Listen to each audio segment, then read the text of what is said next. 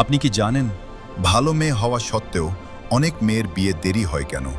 দোষ কি সত্যিই কপালে, নাকি আল্লাহ এমন কিছু জানেন যা আমরা জানি না?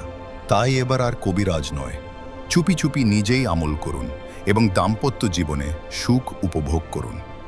এই ভিডিওটা শেষ পর্যন্ত শুনুন।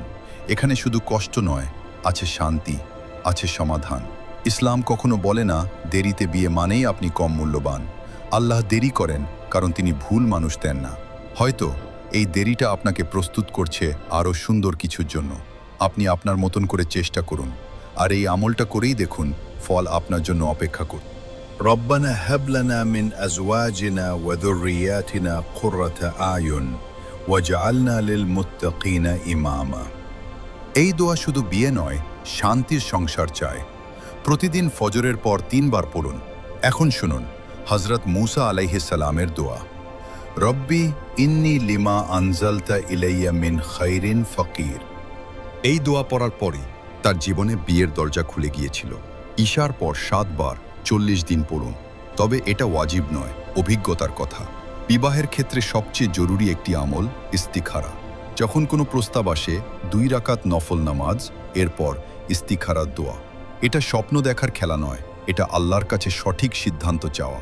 অনেক সময় বিলম্বের কারণ হয় অজানা গুনাহ। গতিকে প্রতিদিন পড়ুন আস্তাগফিরুল্লাহ 100 বার।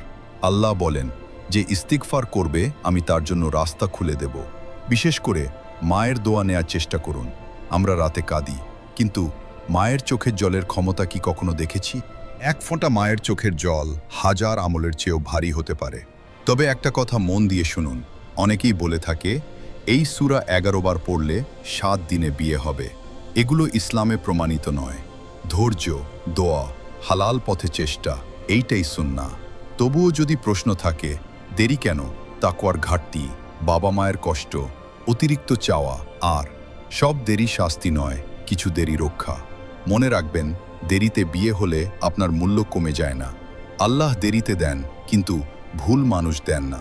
তাই ধৈর্য ধরুন, আল্লাহর উপর ভরসা রাখুন, এই আমলগুলো চালিয়ে যান। আল্লাহ আছেন, আল্লাহই যথেষ্ট।